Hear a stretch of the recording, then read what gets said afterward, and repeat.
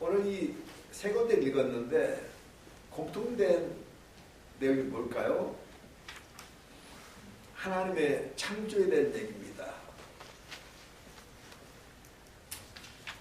이제 날씨가 가을 돼가지고 참 아름답죠? 하루하루 다르가도 제가 운동할 때 이렇게 보면 단풍 들고 이렇게 제가 오늘 이렇게 교회 오다가 박문순 어머니 태보면서 너무 아름답죠? 그랬더니 저 모습이 당신 같대. 굉장히 시적으로 표현했던 거예요. 그래서 가만히 있었습니다.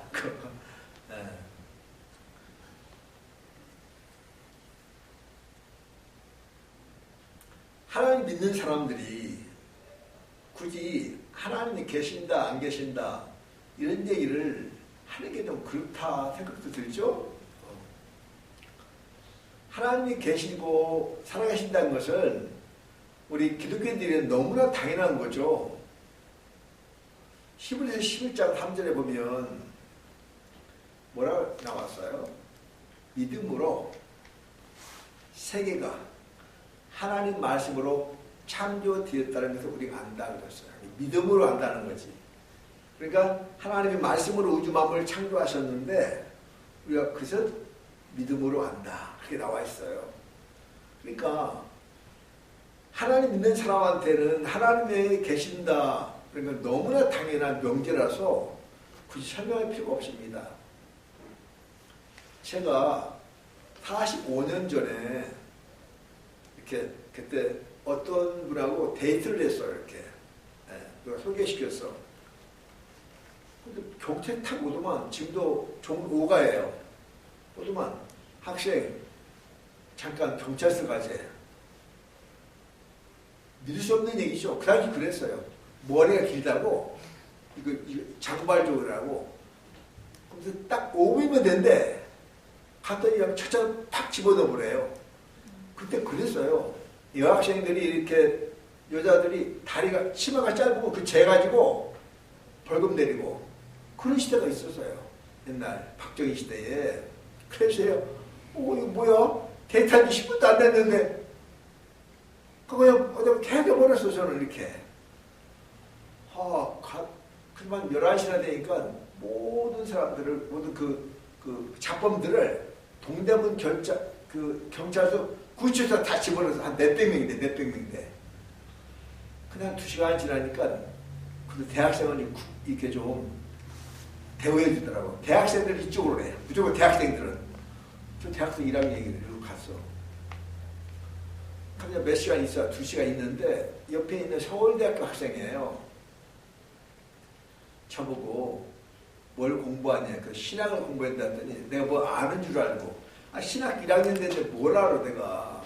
근데 그분이 나한테 뭘 물어보냐면 자기는 서울대학교 종교학과 다닌대요. 그럼 신비주의에 대해서 좀 얘기 좀 해달래. 와. 그 말은 들어봤지만 몰라요. 대학 1학년인데. 그거 제가 잘 모른다고. 그때 제 분위기가 저 전라도 말로 되게 쪽팔렸어요. 진짜 쪽팔렸어요. 여기는 서울대 학생이잖아요. 어? 나는 태시 학생인데 나한테 물어봤잖아. 거기다 딱 설명해 주셔야 되는데 설명을 못했어요. 그 지금도 계속 남아있어. 혹시 여러분 살다 보면 주변에 여러분 신앙에 대해서 묻는 사람 없으세요? 예수를 왜 믿느냐고. 거기까지는 괜찮아. 어떤 독한 사람은 난 내 눈에 봐야 믿는다 이런 사람이 있어요. 저는 그 사람도 대화도 안 하지. 하여튼 그런 친구들이 많습니다. 자기는 하나님을 눈으로 봐야 뭔가 증거가 있어야 믿겠다는 거죠. 이렇게. 대부분이 그렇습니다. 많은 사람들이. 여러분 어떻게 설명해요? 간증해요? 어떻게 설명할까요? 교회 나와봐요. 나 믿다 보면 알아. 그렇게 생각하시고 최소한 설명해 줄 수 있는 몇 가지가 있습니다. 이 가을에 한번 조금 어려운 얘기예요. 이렇게 어려운 얘기인데 우리가 음식도 이게 부드러운 음식만 먹지만 가끔은 좀 딱딱한 음식을 먹어야 되는 거 아니에요? 그렇지 않은가? 그래서 오늘 그런 기분으로 하나님이 계신다고 하는 사실을 우리 한번 공부하는 심정으로 살펴보겠습니다. 첫째로 모든 인간은 직관적 본능으로 신의 존재를 인정합니다. 제가 어렸을 때, 지금은 관계시대 잘 돼가지고 비가 안 와도 농사를 지어요. 근데 제가 어렸을 때는 비가 안 오면 농사를 못 지어요. 그냥 아예. 근데 우리 어머님이 그때 교회를 안 다니실 때 예수를 몰라요. 우리 어머님이 뭐라고 하냐면 하늘이 비를 내려야 우리가 농사일지 그런 말을 해요. 그러니까 저희 어머니 말은 그 하늘과 내가 믿는 하나님은 달라. 그러나 근본적인 동기는 우리 인간의 힘으로 어떻게 할 수가 없어. 그 하는 말이 하늘이 도와야 농사를 짓는다. 그런 말을 해요. 믿지 않는 사람들도. 그러니까 모든 인간은 직관적인 본능으로 신의 존재를 긍정해요. 이걸 부정하는 사람이 없어요. 더 깊이 가면 하나님을 믿지 않는 사람들도 양심이라는 게 있어서 그 양심이 옳고 그름을 판단해 줘요. 우리가 법을 공부 안 해도 이거 틀렸다, 이게 맞다, 그거 알죠? 왜 그럴까요? 그건 신이, 하나님이 우리에게 그런 같이 판단할 수 있는 기도를 주셨단 말이에요. 그걸 통해서 우리가 하나님을 안다라고 할 수 있어요. 물론 그렇게 아는 하나님은 성경이 말하는 구세주 예수 그리스도까지를 가지는 않아. 그러니까 근본적으로 인간은 신의 존재를 알 수 있어요. 특별히 오늘 로마서 1장 19절 21절 보면 이런 말이 있어요. 바울이 말하기를 하나님께서는 세상을 창조하실 때부터 이 창조물을 통해서 당신의 영원한 능력과 신성을 우리에게 나타내 보이셨다 그랬어요. 그래서 인간이 그걸 보고 깨달을 수가 있다는 거예요. 혹시 여러분 아주 아름다운 전경을 보십시오. 그럼 보통 하나님 믿는 사람은 거기에서 하나님의 영광을 보지만 믿지 않는 사람들은 이야 신비하다 이렇게 아름다운 게 있을까? 즉 하나님은 우리가 눈에 보이는 우주 만물을 통해서 당신의 영광과 신성을 우리에게 보여주셨다는 거예요. 이걸 흔히 조금 어려운 말로 일반 계시라고 해요. 그러니까 자연과 또 우리 양심과 또 역사와 우리 주변에 눈에 보이는 현상을 통해서 하나님의 존재를 깨닫게 한다는 거예요. 근데 오늘 로마서에 보면 그런데 인간이 뭐라고 했어요? 로마서 보면 1장 어디예요? 1장 20절에 보면 그래서 저희들이 핑계치 못한다는 거야. 우리 하나님을 모른다 이렇게.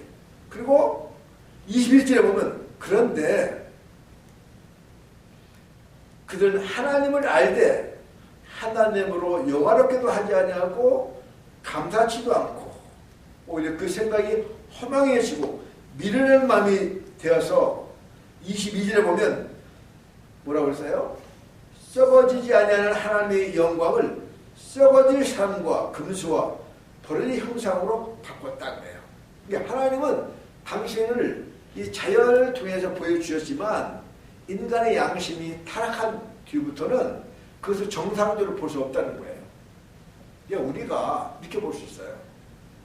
가족관계에서도 지난 말했지만 사랑할 때는 상대가 섭섭한 얘기도 다 곱게 들려. 그런데 조금 관계 깨지거나 마음이 뒤틀리면 옳은 말을 하면 더 이상이 들려. 그렇지 않았나요? 직장에도 그래요. 네. 다시 하나님은 우주 만물을 통해서 당신의 신성을 보이셨다는 거야. 근데 인간은 알지만 그걸 거부한다는 거야. 이걸 자연계시라고 해요. 네. 특별히 카톨릭교에서는 이 자연계시를 더 많이 인정해. 오케이. 두 번째, 좀 어려운 얘기인데 철학적인 방법입니다. 이게 어려울 거 없어요. 13세기에 토마스 아퀴나스라고 하는 가볍게 유명한 신학자가 있어요. 그분이 말한 거예요. 사실 논증인데 제가 많이 써봤지만 간단한 겁니다. 어떤 물건이 움직인다. 움직이잖아요. 그러면 저절로 움직이는 물건이 있나요? 없어요. 뭐가 물건이 움직이면 움직이게 하는 힘이 있어야 돼요. 그럼 그 힘은 또 누가 움직이나요? 그래서 모든 움직이게 하는데 그럼 움직이게 한다 그러면 뭔가 움직이게 하는 힘이 있어야 돼. 그렇지 않나요? 지금 여기 이렇게 어려워요? 있잖아요. 움직입니다. 그런데 이 움직이는 건 이건 못 움직여. 내가 움직이잖아요. 그 최초의 움직이게 하는 분, 우리는 그분을 하나님이라 할 수 있다. 이렇게 말할 수 있어요. 좀 어렵나요? 또 모든 것에 원인이 있어요. 원인이 있죠? 원인이 없는 거 없어. 근데 원인을 최초로 발휘하는 분, 그분을 하나님이라 말할 수 있다. 이렇게 볼 수 있어요. 이게 뭐 우주론적 증명, 존재론적 증명도 있어요. 그 다음에 여러분 13세기 안셀림이라는 유명한 신학자가 있는데 하나님을 생각해 봅시다. 우리 성자님이 그림을 그린다고 봐요. 화판에. 그럼 그림을 그린다고 하면 먼저 뭐가 있어야 될까? 머릿속에. 내가 어떻게 그린다고 하는 그 기본적인 구상이 있어야 돼. 그렇지 않나요? 근데 만약에 3살, 4살 먹은 애한테 또 그림을 그려봐요. 걔들 또 머리가 뭐가 있으니까 그리는 거예요. 없으면 못 그려요. 무슨 말인지 알죠? 근데 우리는 완벽한 그림을 그리고 싶잖아, 이렇게. 그러면 어떤 그림을 그렸다 칩시다. 그럼 어떤 게 더 실물이에요? 실제입니까? 머릿속에 있는 것, 머릿속에 있는 것을 그림 그리는 것, 어떤 게? 그림이죠. 그래서 그런 말하기를 하나님은 인간이 크다 생각하는 것보다 제일 크시다 그랬어요. 그래서 안셀임이라는 사람은 시작되는데 특징이 말 타는 거랬대요. 그래서 수시로 말을 타고 이렇게 높은 산에 올라가는 거야. 그럼 하나님이 이렇게 가까이 있는 줄 알고. 그래서 중세 때 그 건물을 보면 건물이 뾰족합니다. 안 봤어요? 왜냐하면 우리의 기도가 모아져서 하나님께 이렇게 도달된다 생각이 있던 거예요. 하나님 어떤 분이냐? 우리 인간이 그보다 더 크다고 생각할 수 없는 분, 그분이 하나님이다. 그랬어요. 또 이렇게 있어요. 우리 오늘날 사람들 가장 악한 자가 누굴까? 가장 악한 자라 할지라도 길을 걷다가 한 살 먹은 꼬마가 그 무서운 물 웅덩이에서 논다 그러면 지나갈까요? 한번 말씀해보세요. 우리 변희자 어머님 길을 지나가는데 애기가 큰 웅덩이가 옆에 있어. 놀고 있어. 그러면 잘 놀아라 그래요? 팍 들어요. 그건 누구나 그래요. 모든 인간이 다 그래요. 그러면 그런 도덕적 심성을 누가 주셨느냐? 그는 하나님이 주셨다. 이렇게 보는 거예요. 그 다음에 또 이런 게 있어요. 이 세상에 보면 추한 것이 있죠. 아름다운 것이 있습니다. 의로운 것이 있죠. 불의한 것이 있습니다. 근데 우리 눈에 추하고 아름다운 것이지만 다 불완전한 거야. 이건 너는 더 이뻐. 그러니까 더 이쁘지만 이 더 이쁘다고 하는 것은 누군가 더 이쁜 사람 때문에 더 이쁘다는 거예요. 그렇지 않나요? 좀 제가 어려워요? 누가 예쁘다? 성자님은 예쁘다. 그 말은 예쁘다고 하는 기준이 있어야 예쁜 거예요. 그렇지 않나요? 다시 말하면 아름다움에 있어서 가장 완벽한 아름다움, 그분이 하나님이다. 이렇게 말할 수 있어요. 다시 정리하면 모든 것을 움직이는 것은 원인은 시작점이 있단 말이에요. 시작점이. 이 세상에 시작과 원인이 없는 것은 존재하지 않아요. 모든 것은 시작과 원인이 존재해. 그 최초의 원인자, 최초의 시작자, 그분을 철학적으로 하나님이다 이렇게 말할 수 있어요. 제가 나이 드니까 학교도 그래요. 하나님은 딴 데 섬기지 마라. 엄마 아빠한테 섬겨라 그래요. 꼭 그래서 이 추운 겨울에는 집에 갈 때 1,000원짜리 이렇게 붕어빵이나 사갖고 어머니 좀 들어보시라고. 이거 하나님 믿는 자다 그래요. 딱 끝나고 집 앞에 가서 딱 가서 계속 컴퓨터 한단 말이에요. 시작하지가 없는 애예요 이렇게. 근데 밖에 갔다 오면 어머니 아버지 이런 일이 있어요. 막 얘기하는 거예요.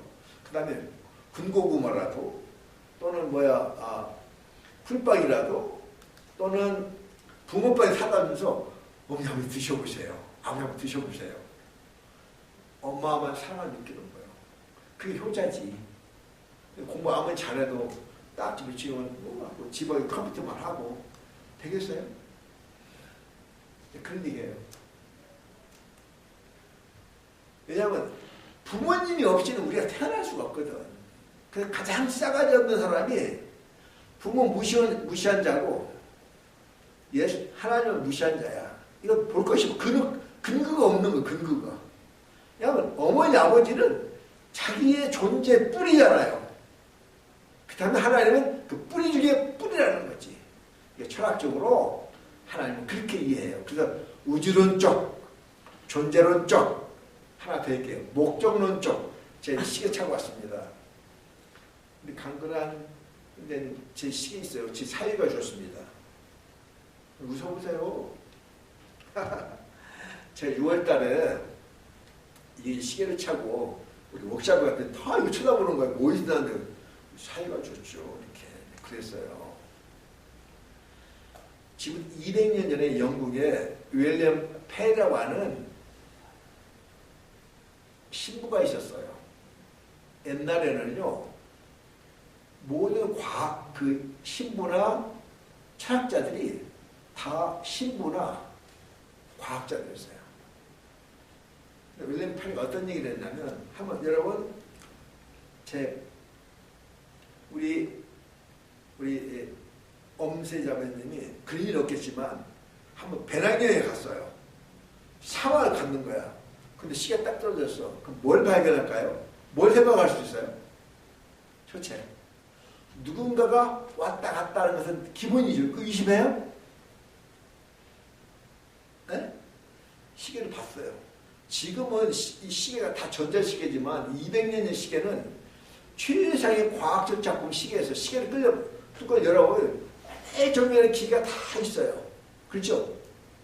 다시 시계를 보면 이 시계를 만든 인간이 있어요. 만든 사람이.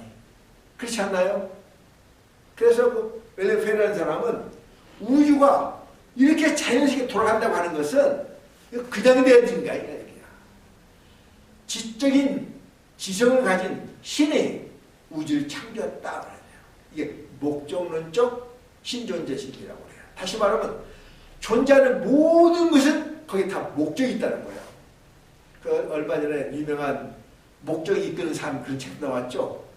다시 말하면 내가 오늘 존재한다는 것은 그냥 존재하는 게 아니야. 다른 사람이 볼 때는 무의미하지만 그 자체가 다 목적이 있다는 거야. 그렇다면 하나님은 우주 만물도 그 창조하셨다. 그러니까 존재론적, 우주론적, 목적론적, 도덕적, 미적 이 다섯 가지 방법으로 신의 존재를 증명하는 거예요. 이 철학적 방법입니다. 근데 현대인들은 별로 관심이 없어. 한번 오늘 내 먹고 살기 귀찮은데 뭘 이까지 복잡 생각하냐 이 말이죠. 그러니까 중요한 것은 하나님을 믿는 사람은 근본적인 문제에 대해서 알아보고 물어보는 것이 굉장히 자기한테 도움이 됩니다. 다시 말하면 하나님 믿는다는 것은 단순히 믿는 것이 끝나는 게 아니라 알고 믿고 알아야 제대로 되는 거예요. 세 번째 방법이 오늘 과학적 방법이에요. 재미없나요? 첫째, 그 과학적 방법은 한 두 가지만 얘기할게요. 좀 어려운 얘기인데 1950년 당시에 에드 허블이라는 천문학자가 있었어요. 이 사람이 어느 날 우주 태양계, 우주 별들을 관찰하다 놀라운 것을 발견했어요. 여러분, 풍선에다가 단추를 달아보세요. 이렇게 하나, 둘 쭉 달아보고 바람 불어보세요. 그러면 처음 살 때는 첫 번째, 두 번째, 세 번째, 네 번째가 가까이 있지만 바람을 쫙 불면 그 단추가 어떻게 해요? 어때요? 첫 번째, 두 번째, 세 번째 멀어지죠. 한마디로 말하면 우리가 살아가는 이 우주도 팽창한다는 거야. 다시 말하면 이만한 풍선에다가 바람 불면 커지듯이 그 밤하늘의 별을 보면 여러분 별의 그 반짝이는 빛이 어떻습니까? 똑같습니까? 아니요. 어떤 굉장히 밝은 빛이 있어요. 어떤 것은 희미한 빛이 있어요. 그 희미한 별은 오전에 태어나서 이제 사라지는 거예요. 다시 말하면 우주 공간의 별이 일직선에 딱 있는 게 아니고 거리가 다 있는 거예요. 이게. 그 말은 무슨 말이냐면 우주도 풍선처럼 팽창한다는 거예요. 그걸 많이 했어요. 거기서부터 나온 유명한 이론이 빅뱅 이론입니다. 지금부터 약 137억 년 전에 우리가 상상할 수 없는 온도와 밀도 속에서 우주가 대폭발로 일어난다는 거예요. 보통 아주 보수인 사람은 그걸 안 믿습니다. 저는 믿어요. 왜냐하면 매우 과학적이에요. 오늘날 거의 90% 과학자가 다 받아들여요. 그때 순간이 확 순간이 몇 초인지 아세요? 들었습니다. 10의 마이너스 3초. 뭐라고요? 제가 학생들한테 그랬어요. 10 곱하기 2는 얼마지? 그러면 20이에요. 그래요. 맞죠? 10 곱하기 2는 20이야. 그렇게 하다 옵니다. 10 곱하기 2 재수가 뭐예요? 그러면 머리 나쁜 놈은 20이에요. 그래요. 100입니다. 100. 10 곱하기 2는 동그라미가 2개예요. 100 곱하기 3은 10, 1000입니다. 여기까지는 알아. 또 제 질문입니다. 그러면 10에 마이너스 제곱은 얼마지? 그러면 어떻게 하세요? 그런 것도 있어요? 그래 또 환장하지. 그 뭐예요? 100분의 1이에요. 100분의 1입니다. 여러분 시간을 따져볼까요? 1초는 얼마큼 돼요? 똑딱 1초입니다. 반절은 똑딱. 그죠? 더 빠르면 똑 4분의 1까지 우리가 짐작할 수 있어요. 근데 오늘날 과학이 발달해가지고 달리기 선수나 수영 선수를 어떻게 재죠? 초 1등을 잡고 0.01로 1등, 2등을 가로요. 다시 말하면 10의 마이너스 3초라는 것은 43초라는 건 10이 동그라미가 43개 붙는 거에 1초라는 거야. 그러니까 거의 인간이 느끼지 못하는 거예요. 그 순간에 우주가 폭발했다는 거야. 이게 중요한 내용이 있습니다. 그것은 창세기 1장을 뒷받침하는 거예요. 뭔가 없는 데서 있게 됐다는 거예요. 무에서 유가 창조했다는 거예요. 이게. 즉, 이 빅뱅의 이론은 창세기 1장 1절을 뒷받침해줘요. 그래서 카톨릭 교회에서는 1950년대 글을 받아들였어요. 오늘날도 많은 배운 신학자나 다 받아들여요. 즉, 우주는 그러면 이렇게 질문할 수 있어요. 우리 조단님, 창조론과 이 과학이 어떻게 연결되느냐? 간단합니다. 물을 끓여보세요. 물은 몇 도에서 끓나요? 100도입니다. 100도까지는 물은 딱 100도면 확 끓어요. 마찬가지예요. 즉, 흔히 인간이 말하는 쥐라까지도 하나님의 큰 그림을 보면 다 창조 과정에 있는 거예요. 이렇게 보는 거예요. 이것이 빅뱅 이론이에요. 일단하죠. 두 번째, 그것도 해야 됩니다. 연력학 두 번째 법칙이에요. 제가 군대를 갔었거든요. 46년 전에. 그 화장실 가면 일 볼 때도 머리를, 이 모자를 딱 갖고 와야 돼. 다 갖고 와버려요. 이게 다 갖고 와버려요. 그럼 맞아요. 모자를 안 벗기려고 이렇게. 근데 가만히 보면 제가 35 사단에 있었는데 내가 모자를 잃어버렸다 손 치더라도 그 모자는 그 35 사단 안에 있는 거야. 무슨 말인지 알죠? 그게 질량 불변의 법칙입니다. 과학이에요. 우주 안에 있는 모든 요소는 딱 정해졌어요. 정람수가 반경을 많이 끼워도 그 우주 안에서 변함이 하나도 없어요. 그게 질량 불변의 법칙이에요. 다 아시죠? 에? 재밌는 것입니다. 연력학 두 번째 법칙이라는 게 뭐냐 그러면 간단한 거예요. 혹시 여러분 지금은 샤워를 하지만 이렇게 자기 이렇게 욕실에 물을 댈 때 성자님 학생 같으니까 따뜻한 물을 틀어요? 먼저 찬물을 틀어요? 빨리 말해봐요. 따뜻한 물. 에? 따뜻한 물. 이렇게 말했어요. 교수님. 저는 같이 틀어요. 따뜻합니다. 상관없어요. 그리고 욕실에 들어갈 때 손을 넣어봐요? 안 넣어봐요? 넣어봐요? 안 넣어봐요?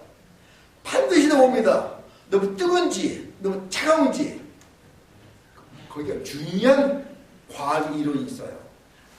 모든 열과 에너지는 높은 데서 낮은 데로 흘러요. 예를 들면 욕실의 온도가 40도야. 물을 40도 받아놨어. 근데 그 밀폐된 공간에 온도를 70도로 만들어보세요. 그러면 물 온도가 어떻게 가요?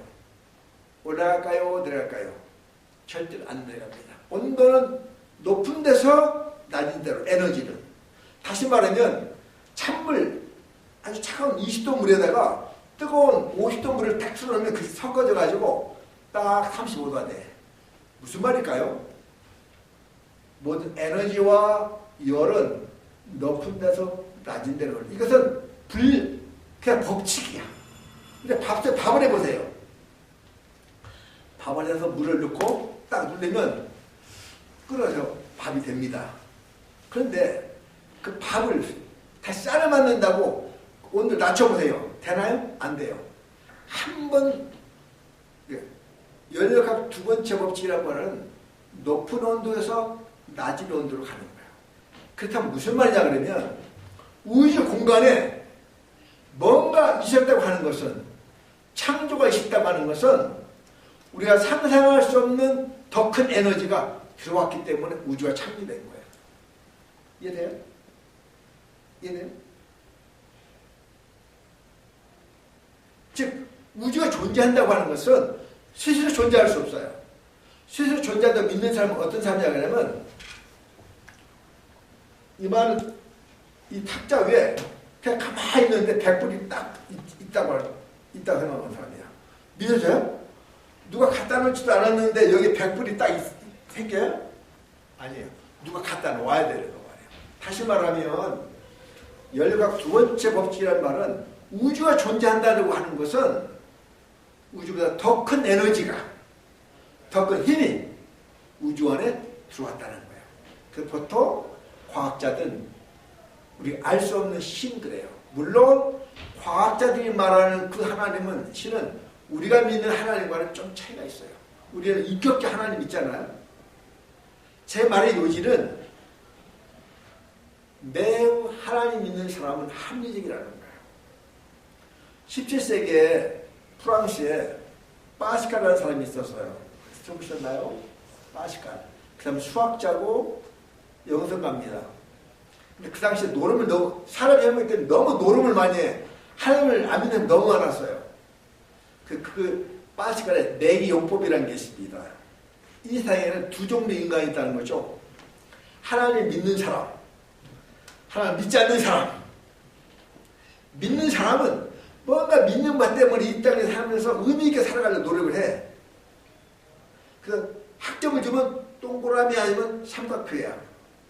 근데 믿지 않는 사람은 이 땅에 끝인데 뭐 잘해봤자 삼각형 아니면 꽝이야. 죽었어. 하나님이 계신다. 그럼 믿는 사람 뭐예요? 로또가 되는 거죠. 근데 하나님이 안 계셔. 안 계시도 손해볼 리가 하나도 없어. 근데 만약에 하나님 계신다 믿지 않는 사람은 이게 쪽박 차는 거죠. 그러면 수학적 따져보면 합리적인 인간은 신을 믿는 사람이 더 합리적이라는 거죠. 이거 간단히 말할 수 있습니다.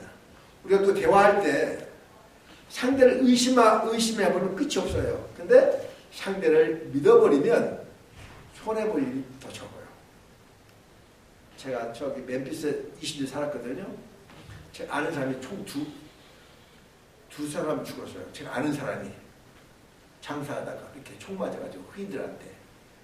근데 통계를 내보면 그렇대요. 저 가게에 총이 있다라고 하면 강도는 총 쏜대요. 근데 총이 없다라면 쏠 확률이 훨씬 떨어진대요.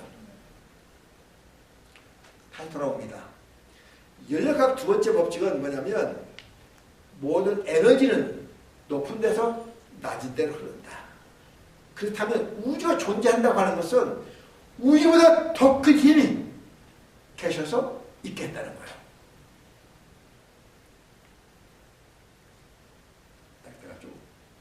세 번째 인류의 원리인데요. 간단합니다. 아직까지 이 우주에서 생명체가 존재하고 인간이 살아가는 것은 이 지구뿐이 없어요. 그런데 하나님은 우리가 알 수 없는 어느 중요한 방법으로 지구에 생명이 존재하게 했다는 거예요. 네. 이 인류의 원리예요. 다시 말하면 인류가 온갖 문화와 언어를 다 갖고 있잖아요. 이게 상상할 수 없는 거예요. 오직 신이 인간의 존재를 위해서 애썼다는 거예요. 결론입니다.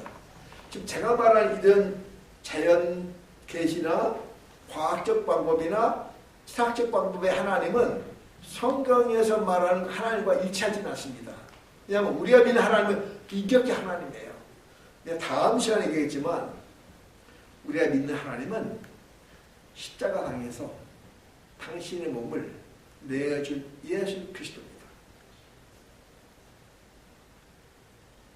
그래서 보통 사람들 하나님은 파워풀, 강력한 하나님이라 믿지만 어쩌면 기독교 하나님은 당신의 몸을 가장 연약한 모습으로, 영어로 vulnerable, 취약한 모습으로 우리에게 오신 분이에요. 중요한 것은 이 시대 속에서 신의 존재를, 하나님의 존재를 긍정하고 믿는 사람이 훨씬 이성적이라는 거예요. 생각 구조가. 그래서 철학적인 방법, 과학적인 방법으로 우리가 한번 공부했습니다. 이 가을에 좀 그런 생각이 안 드세요? 너무 아름답지 않습니까? 이 사계절이 이 변한 무쌍한 속에서 내가 믿는 하나님 어떤 분이실까? 이렇게 혹시 불신자가 또 믿음을 갖다가 나락된 사람이 하나님이 계셔? 라고 물어본다면 여러분은 이런 자연의 현상을 통해서 하나님의 계심을 설명해 볼 수도 있고, 아까 말한 그런 철학적 방법으로도 설명해 볼 수 있고, 또 과학적 방법으로도 설명해 볼 수 있고, 가장 그 중에 연력학 두 번의 법칙. 즉, 에너지는 높은 데서 낮은 데로 흐른다는 것, 이 사실에서 우주가 존재할 수 있다고 하는 것은 우주보다 더 큰 하나님의 에너지가 우주에 왔다. 이렇게 우리가 설명해도 틀리지 않습니다. 아무튼 여러분이 이 가을에 이렇게도 생각해보고 저게도 생각해보고 하나님의 현존, 하나님의 임재를 확신하고 살아가시기를 바랍니다. 우리가 믿는 하나님은 바로 나사렛 예수 그리스도의 몸으로 이 땅에 오셔서 우리를 구원하신 그분입니다. 한 주간 또 승리하시길 바라고 믿음의 확신을 갖고 살아가시기를 주의 이름으로 부탁드립니다.